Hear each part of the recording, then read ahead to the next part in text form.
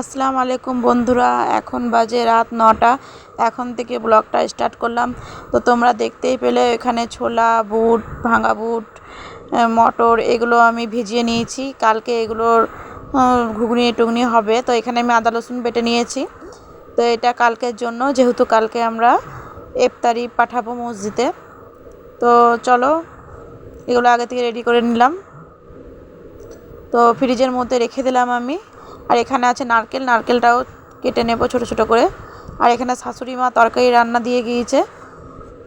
তো পরের দিনে আবার সকালে চলে এলাম, রাত্রি আর ভিডিও করা হয়নি, খাওয়া দাওয়া করে শুয়ে গিয়েছিলাম। তো আজকে 29টা রোজা, আজকে আমি মসজিদে ইফতার পাঠাবো। তো দেখো উনুনটা গরম আছে।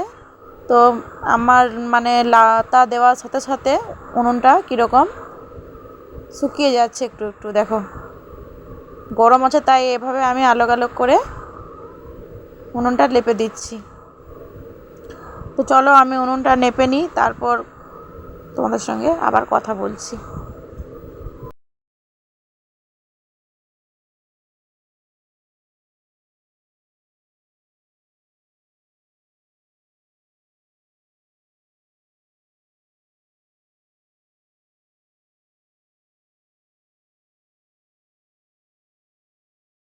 তো বন্ধুরা, এখানে আমি কয়লা ভেঙে নিচ্ছি, উনুনটা জ্বালাবো। তো এই যে আমি কয়লা ভাঙছি।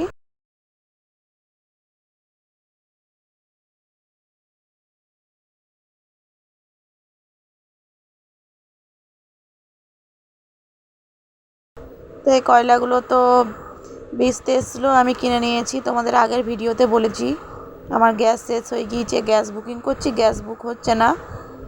তো তাই 15 তারিখের পর আমার গ্যাস বুকিং হবে। তো রান্না তো করে খেতে হবে, তাই না? তো তাই এখানে কয়লা বিক্রি করতে এসেছিলো, সবাই আমরা কিনেছি, আমাদের আশেপাশে বাড়িরও। তো 250 টাকা বস্তা বলছিলো, তাই 220 টাকা বস্তা নিয়েছে এক বস্তা কয়লা। তো যাই হোক, চলো দেখো উনুনটা কত সুন্দর শুকিয়ে গেল। তো আমার শাশুড়ি রান্না করেছিল ভোরে, শ্বশুর ডিউটি নিয়ে যায় খাবার। তো শাশুড়ির উনুন এটা, আমার তো উনুন নয়, আমার উনুন নেই খো, আমি গ্যাসেই রান্না করি।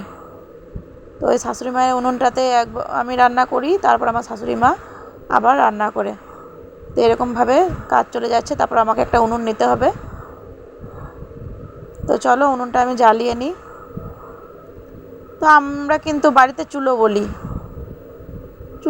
উনুনও বলি, যাই হোক। তো চলো চুলোটা আমি জ্বালিয়ে নিচ্ছি।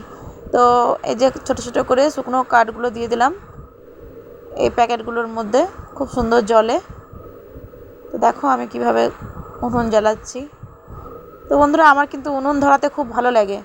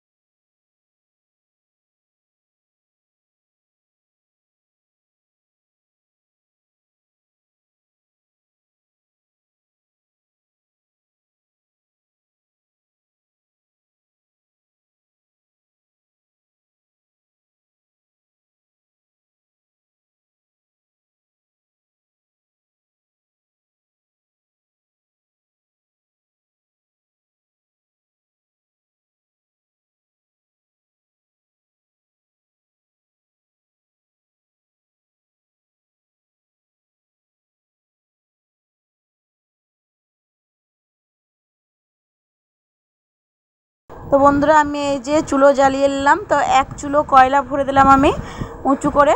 তো এইগুলো পুড়ে গেলে হালকা নিচে একটু নেমে যাবে কয়লাটা।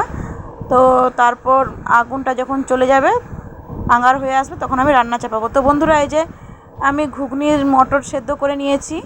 এখানে মশলাটা কষে মটরটা দিয়ে দেবো এতে, ঘুগনিটা।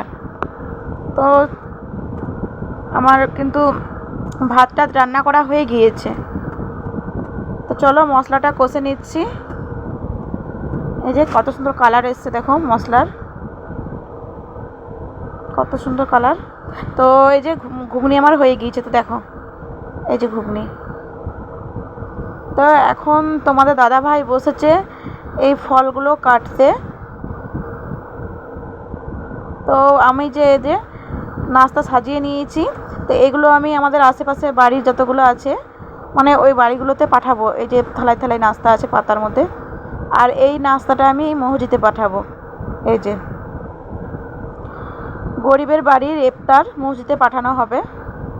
এই যে সাইদ ইফতার দিয়ে আসছে মানে পাশের বাড়িতে। তো আমার সামর্থ্য অনুযায়ী যতটুকু পারলাম অতটুকু আমি মসজিদে পাঠালাম। তো যাই হোক, গরিবের বাড়ির ইফতার। তো এখানে আমি মানে মসজিদে ইমাম সাহেবের জন্য খাবারও পাঠিয়ে দিয়েছি। তো আজকে রান্না করেছিলাম মুরগির মাংস কষা, আলু সানা, ডাল, বেগুন না সরি বন্ধুরা, পটলের ভাজা, সালাড।